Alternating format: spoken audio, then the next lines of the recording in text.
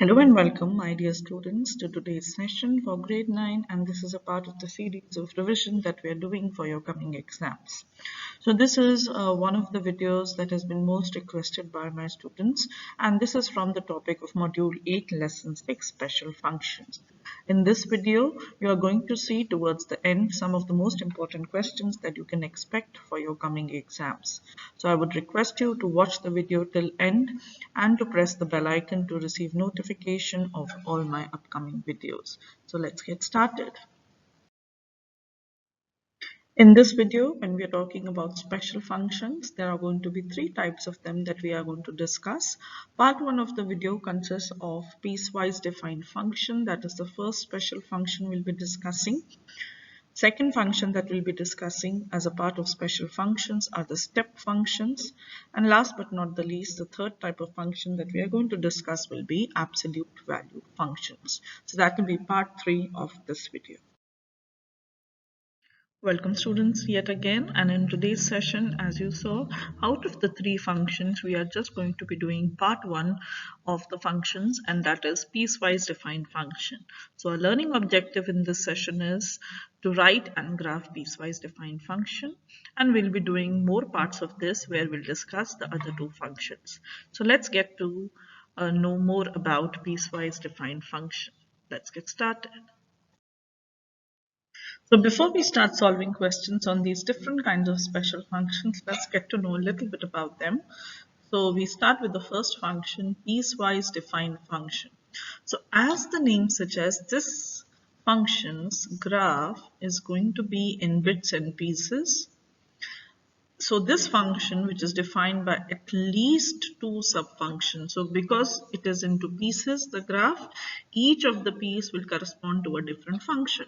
So therefore, there are at least two subdivisions or two subfunctions, and each of them will have a differently defined domain.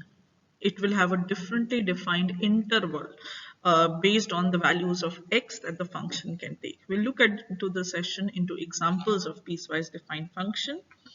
So let's move to next one, step function. And again, an easy way to remember this function is that the graph will be in the form of steps or stairs. Okay, so you are going to be having this piecewise linear function. Remember, step function is a type of piecewise because again, it is into pieces which are in the shape of steps or stairs, as you will see in the session today. So the graph will be a series of horizontal line segments which is in the form, or they look like steps or stairs. Then we have the greatest integer function, which is a special type of step function. Here the function fx is defined by the greatest integer, which is less than or equal to x. Last but not the least, we have absolute value function, and as the name suggests, you are going to take the absolute value of x for defining this function fx. Here, because absolute value function always gives you positive result, so the result of fx will always be positive for all values of x. You will see in the session today that the graph of an absolute value function will be a V-shaped graph. So these are all the kinds of special functions we are going to be dealing in this lesson. So let's begin with the first function. So I'm going to write here for you the piecewise defined function. So for this piecewise function, let's have a more deep observation of the graph. So can you see this graph is divided into two pieces? One is this one. So one point you see a closed dot here, and then you have this line going in one direction with this arrow. This is one piece. The second piece, at the same point you have an open dot, means this point is not included in the domain and it's going in this direction. So this graph has two pieces. Now we are going to discuss this example of the piecewise function. So let's see how this graph is like. The first piece that you see here has a closed dot at this point. So what is the coordinate? We're on the negative. This is positive. This is negative side of x-axis. So this point is -1. So when your x, and this graph is, as you can see, going in the left direction. Okay, so when your x value is less than or even equal to 1, equal to because it's a closed dot. So just remember, when it's a closed dot, it means the point is including. So equal to is there. And if it is an open dot in the graph, the point is not included. Okay, so equal to will not be there. Okay, so coming back at -1, it is a closed dot, so this point is going to be included in the domain. So for all x which are less than or equal to -1, the graph is defined by this line going in the left. So it is defined as x plus 1. Okay, so this is the first piece or first part of the function which is defined here. Now at that same -1 value, you have another piece which has open dots. So open means that point is not included, and this graph, as you see, is going in the right side. So it is taking all those values of x which are greater than -1. Remember that -1 is not included as the circle is open. Okay, so now this graph is defined by this piece, this line which is going on the right, and its equation is this. So therefore you have the second piece of the piecewise function. So here fx is an example of piecewise function. So very clear to see from the graph that it is into two pieces or two parts, and this function fx is defined by these two different functions depending upon what the domain of the function is, what value x is taking. Okay, so let's now solve one question. This is the kind of question you can expect for your coming exams. So here we need to graph a piecewise defined function.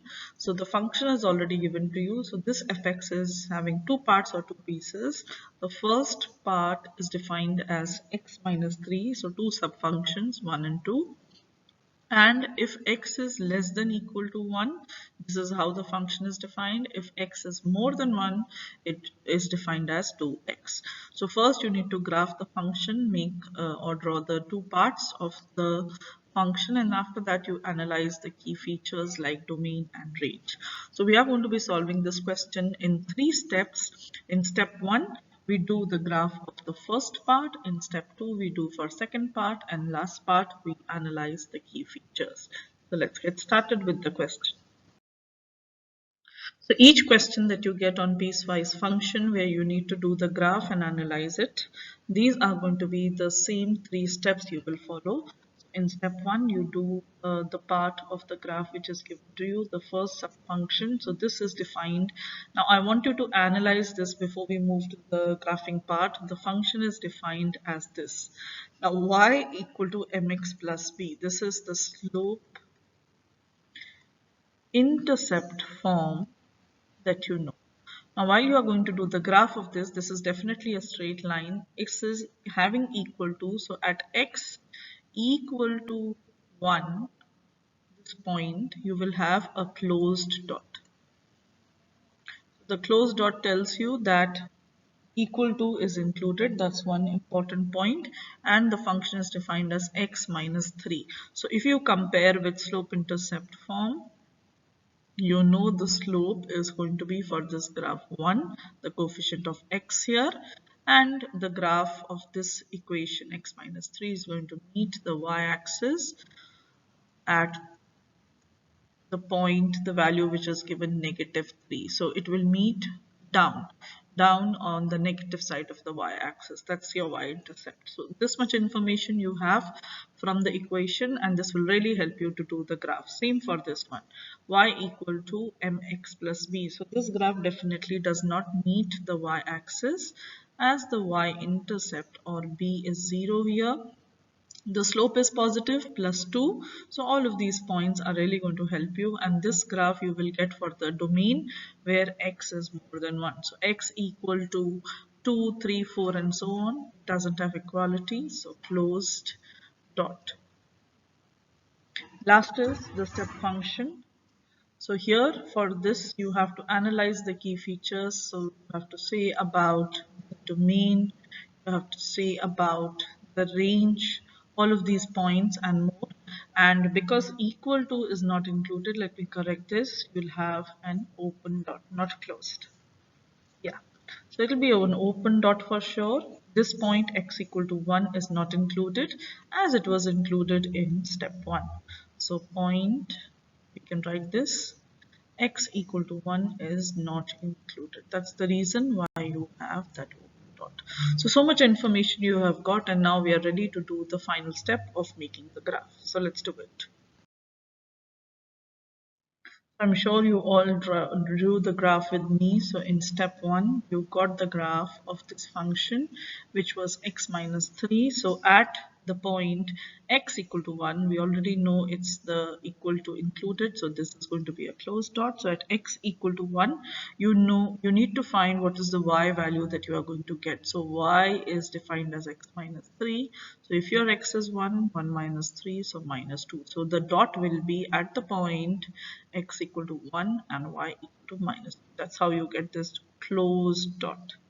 Now, second thing is that you need to draw the equation of the line. Now, this equation, this function is defined for all values of x less than or equal to 1. So that means we are going on the left side because it is less. So now we are going to define this function on the left. So we go from 1 on the negative side towards the left, and this is how you will get the equation of the graph. Now another thing you can do is to make another point of values. So for example, you take your x as so you can do your table of values. I'm just going to do that now here. So you have values of x and you have values of y here. So first point you took was x equal to 1, which gave your y as negative 2. So you got the first point. Now we are moving on the left. So let's take another point. For example, I take x as say 0. Yeah, so when I put 0, I get negative 3. That's my y-intercept. So the second dot is going to be coming at this point where the graph is meeting. Now you can just extend this point, this graph to this point, and that's when you get the equation. So you got the 2 points, 1 comma minus 2, 0 comma minus 3. Join the points and move them in this direction. Now this arrow tells you the graph is going to continue. This is the straight line graph. So step 1 is complete now. Okay, let's do step 2. In step 2, we are going to draw the second step function or the sub function which is given here, fx equal to 2x. Now we know this is not going to meet the y-axis because if we compare with slope-intercept form, here p is 0. The slope is 2, so you can easily draw the point. So at x equal to 1, if you just substitute in this equation, your y is 2, so the point is 1 comma 2. So let's go to x-axis, point 1, y-axis, point 2. This is going to be an open dot. We already discussed this since equality is not there. So there's an open dot at the point 1 comma 2. On the right side, for all x more than 1, for example, let's take x equal to 2. Your y will be 2 multiplied with 2. Substitution, that is 4. So 2 comma 4 will be the point. So 1 point, next point is x equal to 2, y equal to 4. This point, join them, extend in this direction. This arrow tells you it is going to go on and on. So that's how you get the second part of the graph. So 1 is not included, we've discussed on that. 2x is defined for all values greater than 1. So this is how you do the graph. Slope is 2, and this is the second part of the piecewise function. Let's complete the question and do the last and final step. Step 3, here you need to analyze the graph. So you put the two parts of the graph together. This is the left part, this is the right part. The function is defined for all values of x. So you can see the domain is going to be all real numbers. All values on the x-axis are taken by one or the other part of the function. Now let's talk about range. You remember domain is coming from x values or the x-axis, whereas range is coming from the y values. Now if you look at the y-axis, there is a gap in between. This gap, I'm going to just mark it with the red dots.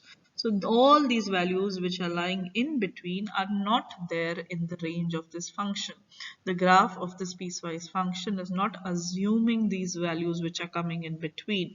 So therefore, from the range of this function or from the range of this graph, you are going to remove all the points which are in between. That's really important. So what is this point? This is plus 2 and this one is minus 2. So therefore, the correct answer for the range would be the set of all real numbers which are less than or equal to negative 2 because it's a closed dot. So you are including equal to, and all real numbers which are greater than 2. So in between, we are not taking that. So you can write them in the set notation as this one for the range. So range is the set of all fx values or the set of all y values such that fx is less than equal to negative 2. So it takes this part into consideration, or fx which is more than 2. So it takes this part on the range set.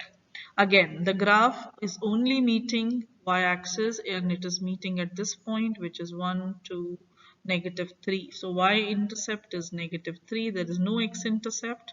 That's quite clear from this graph, which was for only y equal to 2x. So b is 0. Then the function is increasing for all values of x, and that's quite evident from the graph. So all are these the key important features, and with that we complete the question. This is another question very similar to the previous one on piecewise defined function.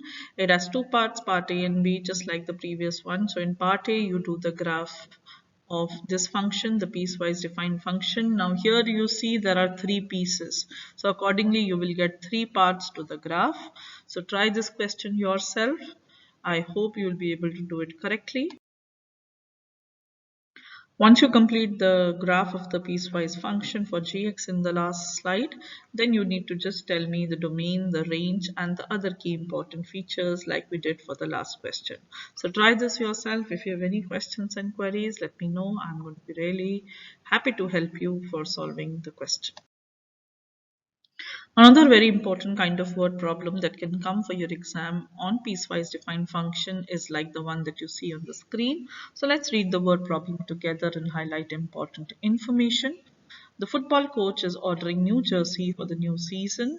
The manufacturer charges $88. So we are going to now start highlighting when each jersey is 5 or fewer orders. So when your X we will denote by the number of jersey is lying between 0 to 5, then the cost which you have to pay for each jersey is $88. So we also have in the question already given you the table. So this information which is given in the word problem in the form of sentences was converted to this table of x and y. Then there is a charge of $75 when the order is from 6 to 11. So when your x is taking value 6 to 11, the function defined by y, cost of the jersey, is $75. Then the cost is 65 if it is 12 to 29. So accordingly you have this row. And finally $56 when it is 30 jersey. So you see as the number of jerseys is increasing, the cost is decreasing. So it's an inverse function. That's not asked in the question, but just I'm giving you an important another extra factor coming from the table. Okay, so what you need to do, just like the previous problem, you need to first write the piecewise defined function. Then you should be able to evaluate using that function the cost of jerseys. So let's start with the question. Okay, so there are two parts to this question. Let's now do part A. In part A, you need to write the piecewise defined function. So let's do it together. We're going to use from the previous slide the highlighted information in the word problem and the table. So in part A, the first part you write and define the piecewise function. Okay, so here if you see the table also 0 to 5, if the number of jerseys are 0 to 5, $88. So here if we take x as the number of jerseys and y or fx as the cost of the jersey, then we can define our piecewise function fx according to the number of jerseys. So let's write what is going to be the domain. Remember, domain is coming from X, range is coming from Y. So if your X is lying between 0 to 5, that means 0 and 5, these are two restrictions on the values of the domain or the number of jerseys, then your cost is 88 times X. Okay, and then next one is, if you have from the table or from the word problem, you can highlight this information and see that the cost is $75 if it is 6 to 11. So we are now going to write next restriction 6 to 11. So if the number of jerseys are in this range, we take it like that. Next is, if the number of jerseys are from 12 to 29, it is $65. So 12 to 29. And finally, if they are 30 or more, so we can just say X is more than 30. Now we need to also write equal to along with that. So now we are going to do that. So the number of jerseys bought cannot be 0. We are not taking that condition. In any which case, if it is 0, then the cost is also 0. There's no need. So equal to 5. Now what if the number of jerseys is 5? Then we have to put equality here, right? So therefore the condition of equality will also come. Now this is a strict inequality. X equal to 5 is included here, so the next batch would start from 6. Let's put equal also. Again, 11 ends here. If the number of jerseys is 11, it is included in this bracket. If it is 12, included in this bracket. If it is 29, included in this bracket. And if 30 or more, so because it is 30 or more, so equal to 30 is also included in this one, and more than 30 as well. So these are the four pieces of the piecewise defined function, and this fx is the function which is representing the cost of jersey. So depends on how much jersey you are buying, accordingly the cost is going to change. So that was part A of the question. Okay, so before we start doing part 2 of the question, where you need to evaluate the function for some specific values. So there are three things asked here, 1, 2, 3, where you are actually evaluating the function at some point, right? So here the number of jersey is given to be 11. That means the value of X is 11. You need to find here the cost. So you have to find f of 11. Right, the function value at the value of X equal to 11. Here number of jersey is 25. That means you have to find the cost of 25 jerseys. So f, the function value at the point 25. And similarly, this is the cost of 29 jerseys. Your X is 29 here, and you need to find the function value at 29. So this is a question for part 2, and before we find actually these values, I would like to just highlight to you here that the piecewise defined function that we defined in part A in the last slide can also be defined in this way. The domain can also have these values. So one value we done in the last one. Here the second way of writing the same piecewise function, both are going to give you correct answers, is X is strictly more than 0, less than equal to 5. Now why we made this strictly more? Because X equal to 0 we are trying to exclude from our solution, because we know that we are buying some or the other jersey. So if there is no jersey bought, X is 0, which is the case we're not actually considering here. Okay, and then we make equal to included here 5, and then the next interval starts from 5, but this is strict this time. So in the part A, we had in the other method taken 6 here, which was also correct, but here if you take 5 and you put equal to here, then the equal to will not come again, because X equal to 5 will come in this bracket. So strictly more than 5, then you make it 11, then here equal to 11 is included, so you, if you want to continue from 11 here, then you make it a strict X more than 11 thing. Here then X is less than equal to 29, and X equal to 30 in this case would come into this interval, right? So same way of writing, the interval is a little change here, different way of writing, but answer is same. So here if we talk about the first one, f of 11, so 11 is included in this interval, so answer will be 75 times 11. So you can calculate whatever is the answer. Then you have 25, so 25 is going to come in this interval. So 65 multiplied with 25, that will be the money cost in dollars for 25 jerseys. Last but not the least, X here is 29, so equal to is coming here. So again, it will give you the answer. Oh, we have to do 29 here. So 65 multiplied with 29. That is the cost of 29 jerseys. Let's do one more word problem on modeling using piecewise defined function. This is also an important problem. We'll be solving it exactly in a similar way like the last problem. The only difference is in the numbers. So let's read it together and highlight important information.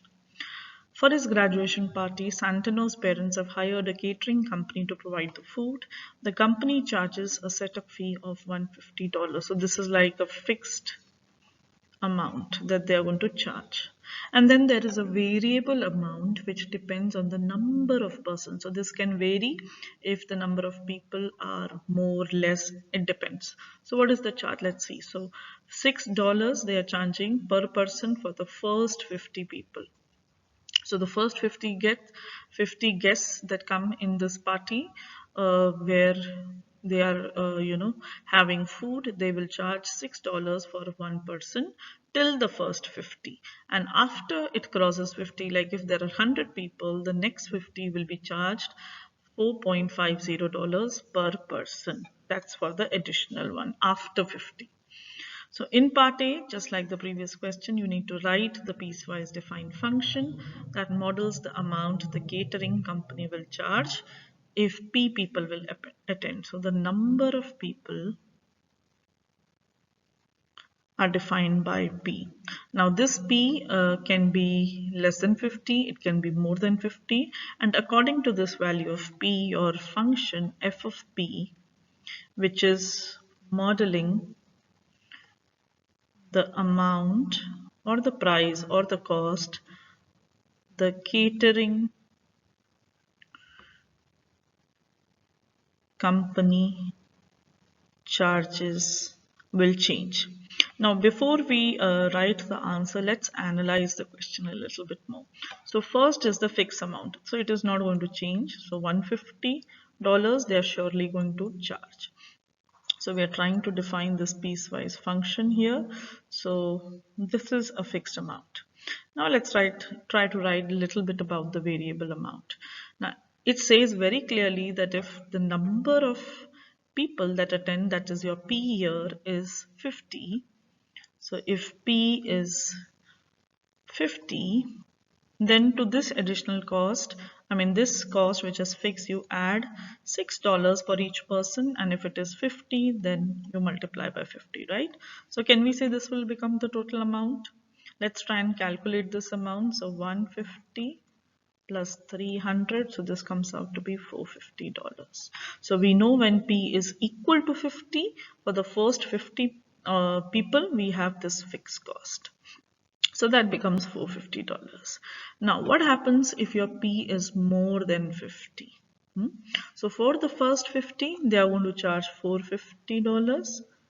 And if your P is more than 50, right, then you take the difference. For example, your number of people attending are 80.